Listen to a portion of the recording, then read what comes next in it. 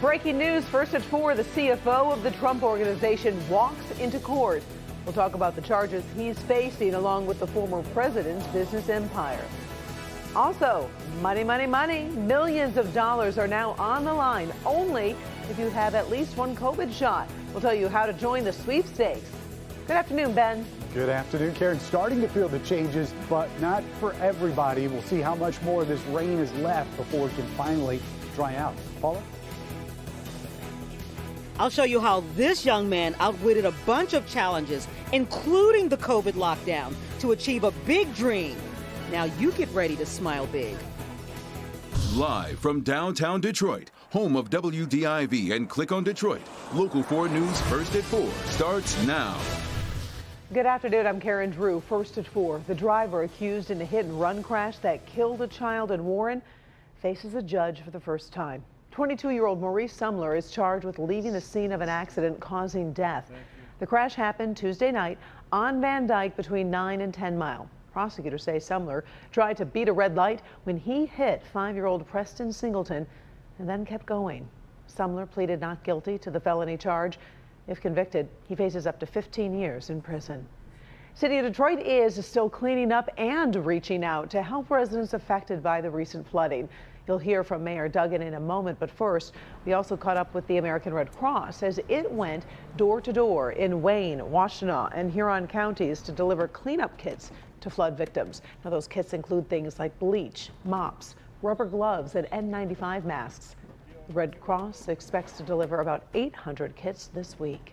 Now to that update on the City of Detroit's expanded flood relief efforts. City volunteers will help elderly and disabled Detroiters get debris out of their basements. The city is picking up 1,000 tons of debris a day.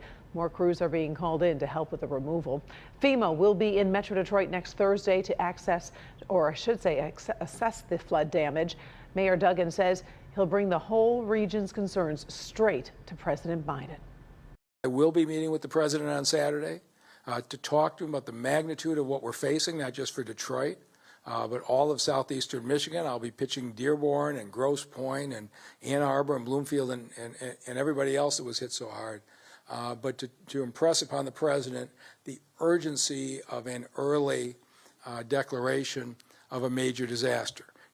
Meantime, Helmy Hank is sorting through the mayor's briefing right now. We'll have a closer look at tracking all that trash. That's tonight at 5. Governor Whitmer is giving the unvaccinated 5 million new reasons to get their shots. And don't worry, the already vaccinated can also join this special sweepstakes. The My Shot to Win sweepstakes is powered by Meijer and the Michigan Association of United Ways. There will be drawings for several prizes, adding up to $5 million. Including 9 college scholarship prizes worth $55,000 each. The sweepstakes are open to anyone who has received at least one COVID vaccine shot between December 1st and July 10th, with some age limitations. The governor says more than 62% of Michiganders 16 and up have already received at least one dose, but she wants a big push to reach 70%. We want to keep Michiganders safe. We need to incentivize more of us to go and get vaccinated. You can walk into most places now and get your first shot today and then go get registered. And although we're taking steps forward in our metrics and we are in a strong place at the moment, if you've not gotten the vaccine yet, the virus is still a very real threat to you. You can read the fine print about the sweepstakes and find all of the contact information you need on our homepage of clickondetroit.com. Today, the state is reporting 228 new cases of COVID-19, along with 10 additional deaths. Our coverage of the governor's new vaccine push continues when you join us at 5. Many sports fans once again have their eyes on the Motor City. This time, it is the center of the golf universe. The first round of this year's Rocket Mortgage Classic underway at Detroit Golf Club. Fans are allowed for this weekend's PGA event. Defending champion Bryson DeChambeau and 6-time major winner Phil Mickelson headline the field. At last check, Brandon Hagee and Davis Thompson are tied for first. We'll have a live update from the Classic tonight when you join us on Local 4 News at 5 and at 6.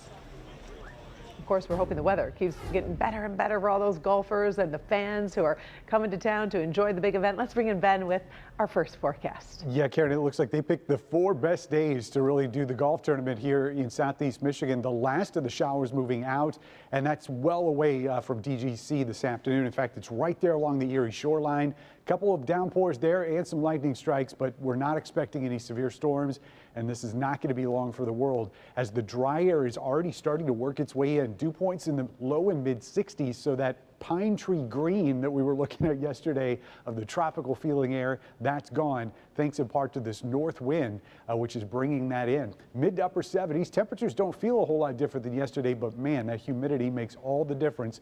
We'll look at how things are going to change for the holiday weekend coming up in a few minutes. Karen? Got some breaking news. The Trump Organization and its chief financial officer just pleaded not guilty to tax crime charges in Manhattan. Now, this is part of a long-running investigation into the operations of the Trump family business. Kimberly Gill following the latest from the courtroom in our newsroom. Kimberly, what is the latest? Hi, Karen. You know what? First and foremost, it's important to note that the former president himself is not facing any charges. This case is centered around his organization and its CFO. The indictment was just unsealed in court. It charges the Trump Organization, Trump payroll, and CFO, Allen Weisselberg, with 15 felony counts in the alleged scheme that dates back some 15 years. Prosecutors claim Weisselberg and other employees were at times paid, quote unquote, off the books in an attempt to pay fewer federal, state, and local taxes. The indictment alleges Weisselberg evaded more than $1.7 million in taxes since 2005. The case also involves fringe benefits given to employees, such as the use of apartments, cars, and school tuition. President Trump just issued a statement calling the case a political witch hunt. The Trump Organization attorneys are vowing to fight and say these charges are unprecedented. It's, in my view, my personal view, it's not appropriate. And quite frankly, it sets a precedent. I think in 244 years, we have not had a local prosecutor go after a former president of the United States or his employees or his company. And that is a significant line to cross. Yeah, and New York's Attorney General Letitia James called today's indictment an important marker in the ongoing criminal investigation. Weisselberg was released but had to turn over his passport. We're going through the full indictment that was just again unsealed in court today. We will bring you the very latest coming up on the news at 5. Until then, Karen, we'll send it back to you. All right. Thank you very much, Kim. Sure. Other news today. President Joe Biden has spent most of the day visiting the site of that devastating condo collapse in Florida. The president and first lady greeted first responders who have been searching for survivors. Rescue efforts have been put on hold because of new safety concerns over the stability of the remaining structure. Engineers are working to see if and how the work can continue safely. 145 people still missing. The death toll has climbed to 18 since rescue efforts began a week ago. We'll have more from President Biden on Local 4 News at 5:30. All right, you are looking at a young man who beat COVID, but maybe not in the way you may be thinking. His back was up against the wall in terms of accomplishing a life goal when COVID just threw a wrench in the works. Paula Tutman joins us in Troy this afternoon. And Paula, this is all about reaching the rank of Eagle Scout, which is no easy task under the best circumstances. Absolutely not. First of all, it's a high honor. It's very, very challenging to get, but the COVID lockdown threw some additional challenges to this young man, but he essentially said, oh, no, COVID, not today. You don't get to win this one. The walking trail at Huber Park near the Aquatic Center in Troy looks amazing, but that wasn't always the case. People who actually go back there and use the trail, they say, I don't like this, the trail's in bad condition, or the city needs to do something about this, but all this time has passed and the city didn't do anything. Community members have worked hard to reclaim it from the woods, brush, buckthorn, and debris, and one of those people is 16-year-old Rhett Warner. As a kid, I would come here a lot, like I'd walk through this trail. Rhett decided to do something about it, while also going after his Eagle Scout rank. I thought, this is my chance. I want to do something for this park that served me so well as a kid. but COVID had other plans. He had his goal, he had his plan, he had the sign off, by the city. They said, go ahead and do this, and he was excited to do it, and he kind of started to ramp up, and then COVID came. The thing is, Rhett needed to complete his project before reaching age 18 in order to reach this highest rank in scouting.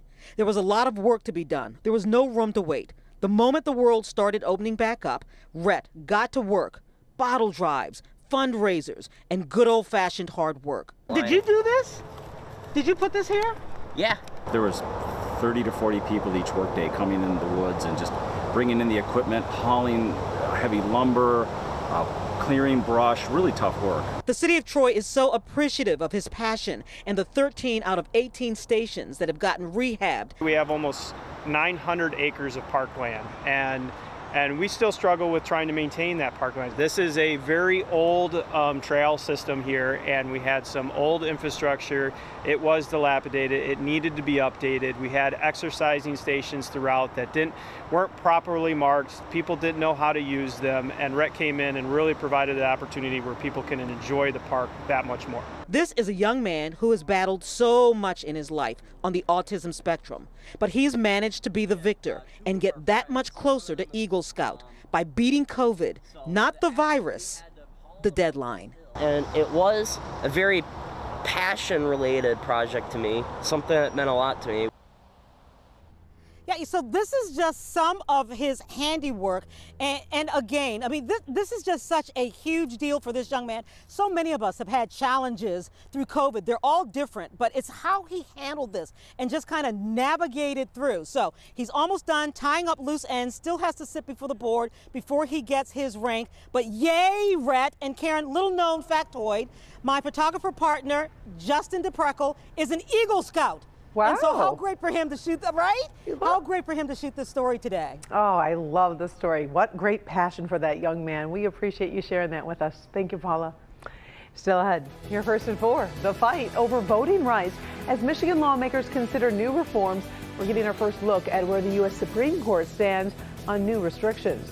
Also, trouble at the IRS. We'll talk about how many Americans are still waiting to get their refunds back. How you file could be slowing things down. Later, a tribute to the late Princess Diana, a special ceremony in the palace garden. Plus, you'll see Princes William and Harry together in public for the first time in months. Stay with us.